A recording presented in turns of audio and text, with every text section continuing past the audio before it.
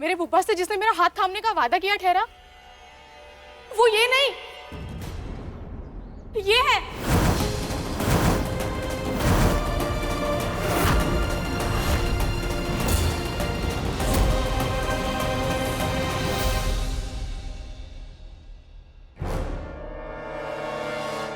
मुबारक हो प्रमुख जी, आखिर हमारी मेहनत रंग लाई।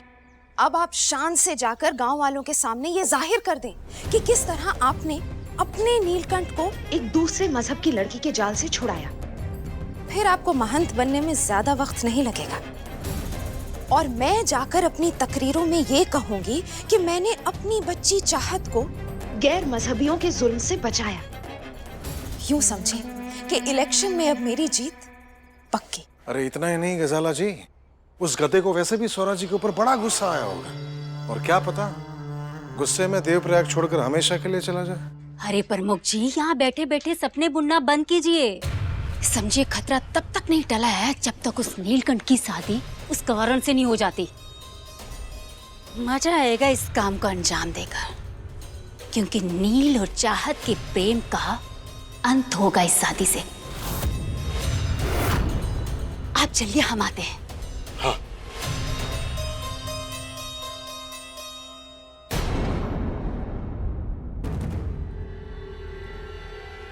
देखिए देखिए, प्लीज आप मेरी बात समझने की कोशिश कीजिए। चुपचाप बैठ नीचे।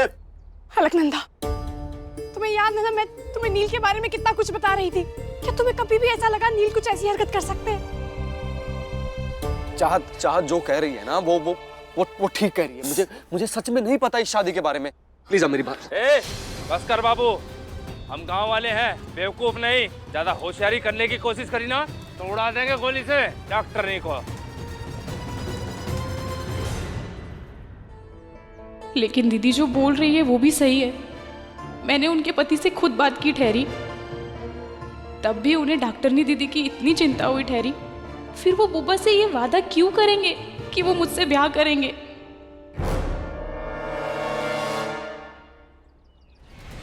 प्रमुख जी, आप तो जानते हैं नील को, वो ऐसा झूठा वादा नहीं कर सकते। आप प्लीज इस शादी को रोक दीजिए। तुम चुप रहो चाहत। इस गैर मजहबी लड़के पर तो मुझे पहले से ही शक था। अरे इसकी नई नई मोहब्बत का खुमार अब खत्म हो चुका है, ये उब चुका है तुमसे। और मैं तो कहती हूँ कि तुम्हें खुशी मनानी चाहिए। आज इस लड़की की शादी नील से हो जाएगी और तुम आजाद हो जाओगी। फिर तुम अपने मजहब के किसी लड़के को चुनकर उससे निकाह कर सकती हो। प्लीज। भोलेनाथ की कृपा रही तो ऐसा ही होगा। आलेख जी। शादी की विधि शुरू करो। जी सरोज। व्यास जी आप मेरा घर बसाने के लिए डॉक्टरनी दीदी तो अपने प्यार की बलि दे रही ठहरी। उनको इतना दुख देकर इनके साथ में कभी खुश नहीं रह पाऊंगी।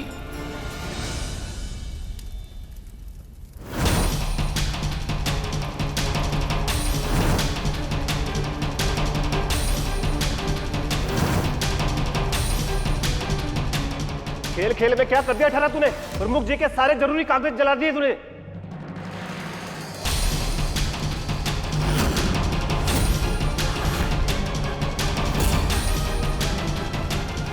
रुकिए।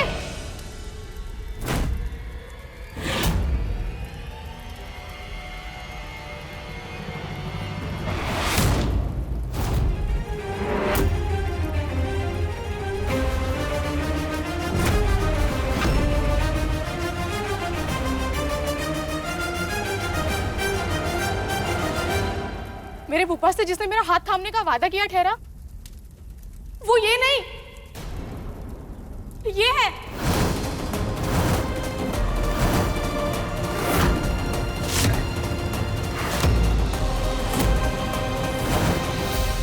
इनके हाथ में बंधा ये रुद्राक्ष मुझे अच्छी तरीके से याद है। इन्होंने फूफा से कहा कि ये मेरी जिम्मेदारी उठाएंगे। ये क्या बकवास कर रही है? पागल हो गई है क्या? इसलिए इसकी शादी नहीं हो रही थी? अनपढ़ गवार। लेकिन एक शरीफ इंसान को अपने झांसे में फंसाना तुझे अच्छे से आता है। प्रमुख जी,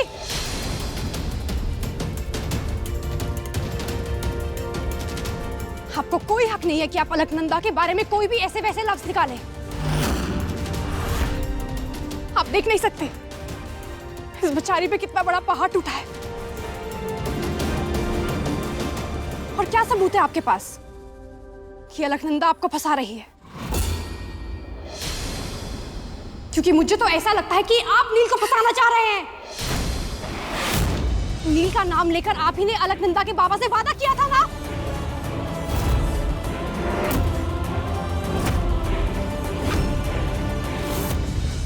जीजू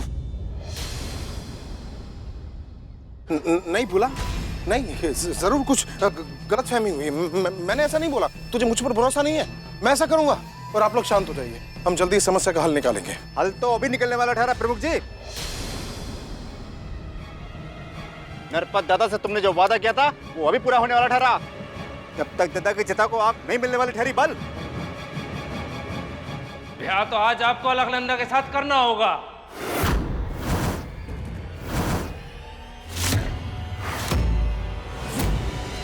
ये ऐसे कैसे हो सकता है?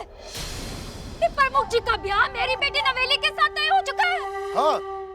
और चाचा, आप, मुझे अलकनंदा की फ्यूचर की बहुत फिक्र है।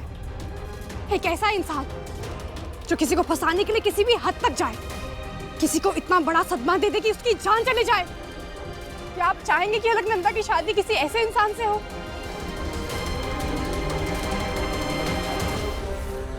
डॉक्टरनी मैडम, जुबान से बड़ा कुछ ना ठहरा। इनको अपना वादा पूरा करके ब्याह करना ठहरा।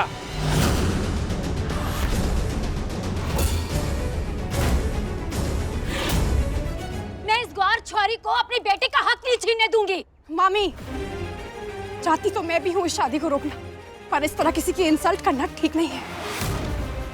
जहाँ तक मैं जानती हूँ, ये शादी मैं नहीं होने दूंगी। क्या हो रहा है ये सब?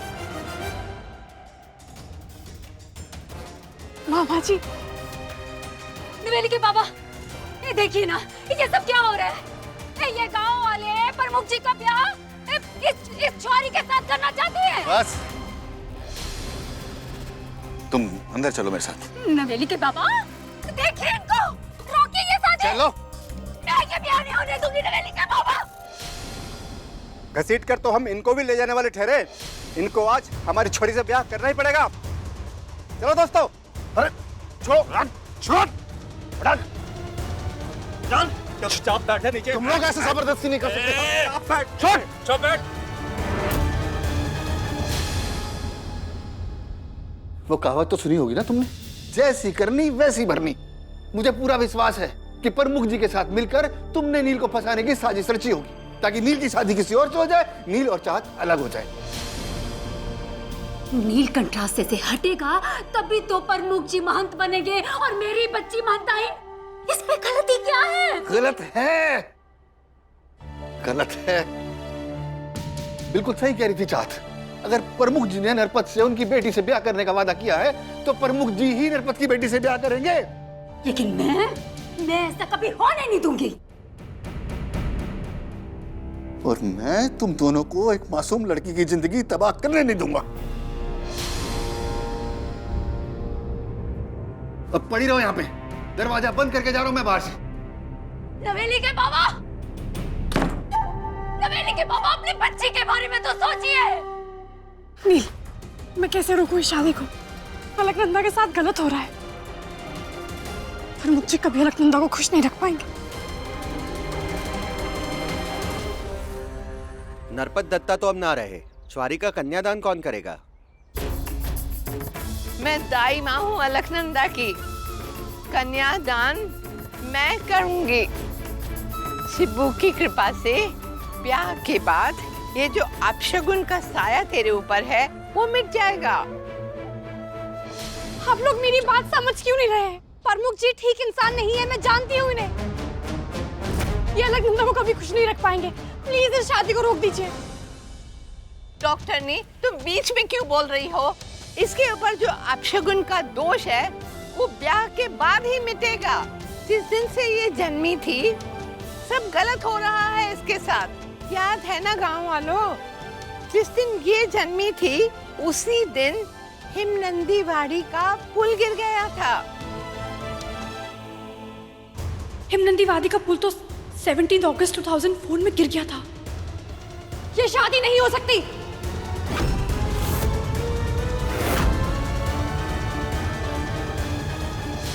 पंडित जी आप उठिए प्लीज।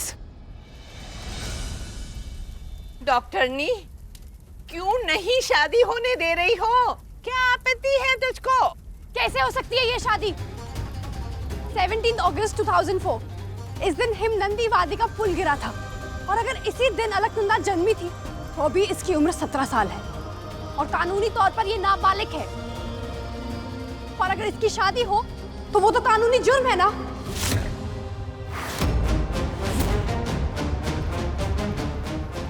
ये शादी अगर कानूनी रूप से वैध नहीं है तो इसका रोका जाना ही उचित है। हमारी प्रथा से बढ़कर कुछ नहीं ठहरा। अगर इन्होंने छुआरी को ब्याह का वचन दिया है तो ब्याह आज होकर रहेगा, क्योंकि छुआरी अब हमारे गांव में ना रह सकती। पंडित मंत्र पढ़। ये शादी नहीं हो सकती, ये गैर कानूनी है। हमारी प्रथा से बढ़कर और कुछ नहीं है।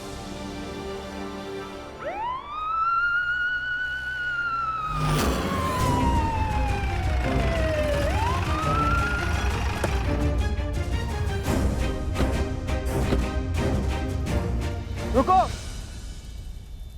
हमें यहाँ किसी ने फोन करके बुलाया है।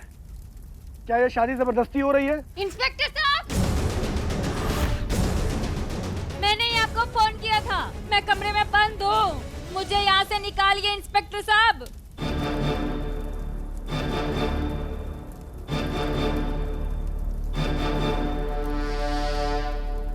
इंस्पेक्टर साहब, प्रमुख जी की बयानी करना चाहती हैं। ये गांव वाले जबरदस्ती करा रहे हैं, रोकिए इन्हें। इंस्पेक्टर साहब, उससे इम्पोर्टेंट बात, ये लड़की नाबालिग है, तो एक नाबालिग लड़की की शादी कैसे हो सकती है? इसके 18 साल होने के लिए 6 महीने बाकी हैं। इंस्पेक्टर साहब, कौन करवा रहा है जबरदस्ती शादी? मंडप में बैठी हुई छुआरी मंडप से उठ ना सकती ठहरी। चल थाने, तुझे सिखाता हुआ देश का कानून। लेकिन इंस्पेक्टर साहब। खबरदार, पकड़ लो सबको।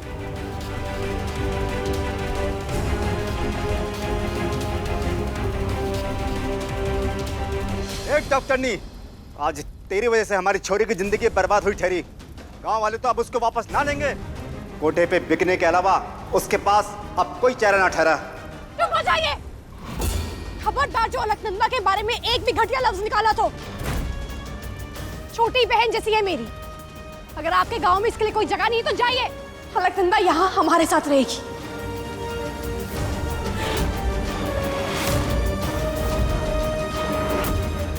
और वैसे भी 6 महीने के बाद अलकनंदा खुद डिसाइड कर सकती है कि वो प्रमुख जी से शादी करना चाहती है या नहीं।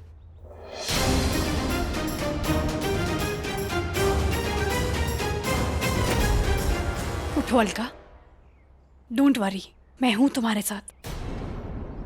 रुको, अगर अलकनंदा के पिता को आलिक ने वचन दिया था कि वो उससे शादी करेगा तो उस वचन का मान रखा जाएगा, वरना अलकनंदा के पिता की आत्मा को कभी शांति नहीं मिलेगी। जब तक अलकनंदा शादी के लायक नहीं हो जाती वो हमारे साथ हमारे घर में रहेगी। कोई आवश्यकता नहीं है इस हिंदू लड़की को उस पराये धर्म के लड़की के साथ रहने की।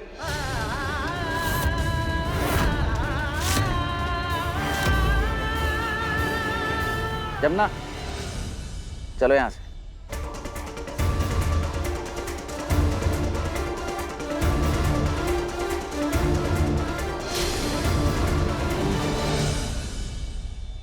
घबराने की कोई जरूरत नहीं है अलका। अगर तुम्हें किसी भी चीज की जरूरत होगी ना तो एक आवाज लगा लेना, मैं यही हूँ। डॉक्टर दीदी। अरे अलका, क्या कर रही हो? बहन माना है ना, तो बहनें पाँव नहीं छूती, बहनें तो गले लगती है। तुम अंदर जाओ। बुआरी,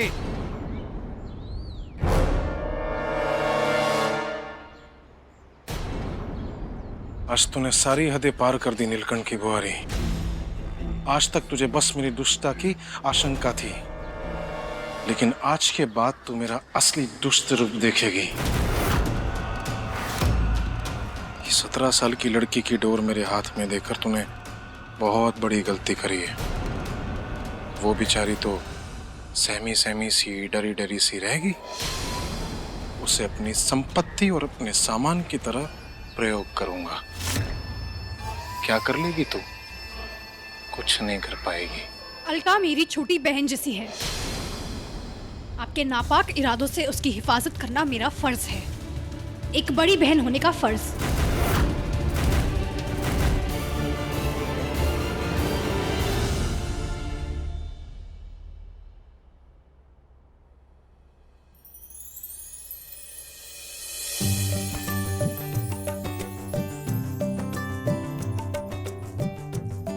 पूजा, इतना बड़ा घर,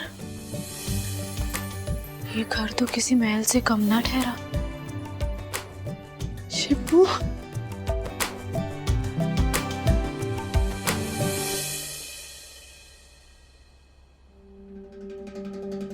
अब भूल कैसे गए प्रमुख जी? आपने शादी का वादा मेरी बेटी नवेली के साथ किया है।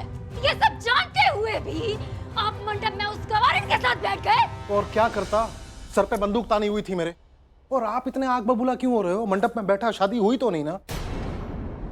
मुझे कुछ समझ में नहीं आ रहा है कि आप पर गुस्सा करूं या व्यास जी पर। उन्हें क्या जरूरत थी उस गवारन को इस घर में रखने की? अरे मामी, ये तो बहुत ही अच्छी बात है ना। 6 महीने तक वैसे भी कोई शादी के लिए जबरदस्ती नहीं करेगा। और अलकनंदा को तो मैं इस घर से हमेशा के लिए निकाल के रहूंगा। और आप ज्यादा उत्तेजित ना हों। गाजर खाइए।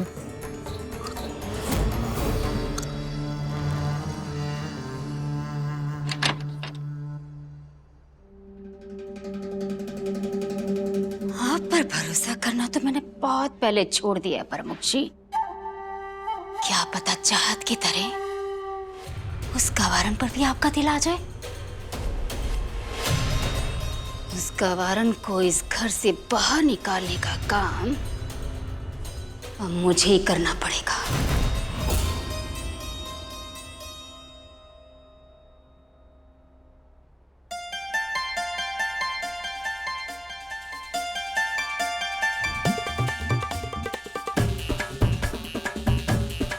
गद्दे वाली कुर्सी कितनी नरम है।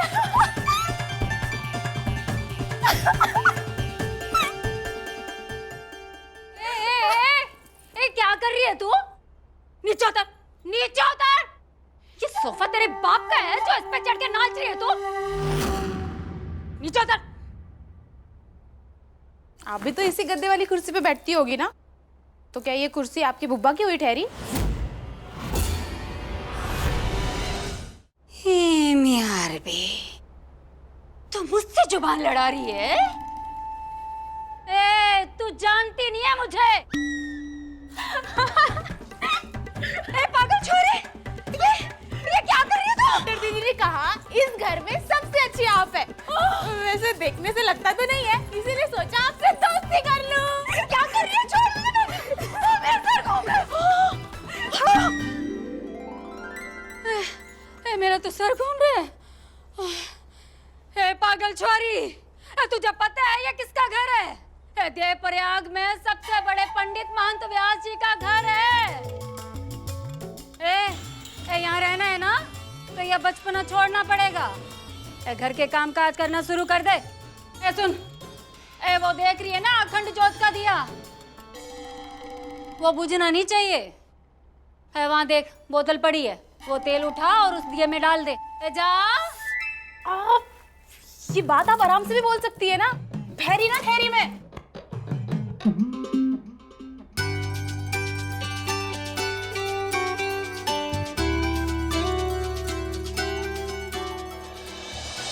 धारी देवी देखनी चाहिए। ये सफेद चिपकली कम थी, जो एक काली चिपकली भी आ गई है मेरी छाती पे मूंग दलने के लिए। अच्छा किया मैंने जो तेल की जगह पानी की बोतल दिखा दी छारी को।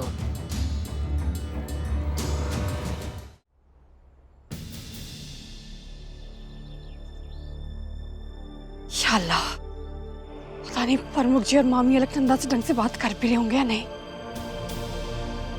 पता नहीं वो एडजस्ट कर भी पा रही होगी या नहीं, पर मैं चेक करती हूँ।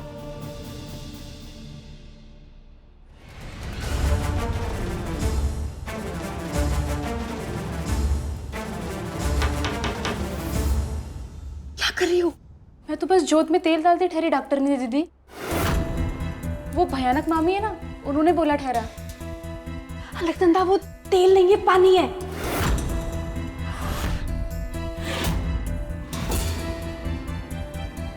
वहां देखो, तेल वहां रखा है।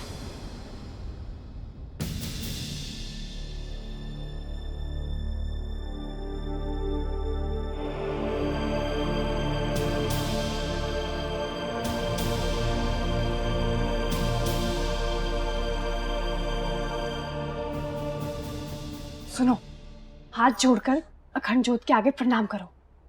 बाबा भी ऐसी करते हैं।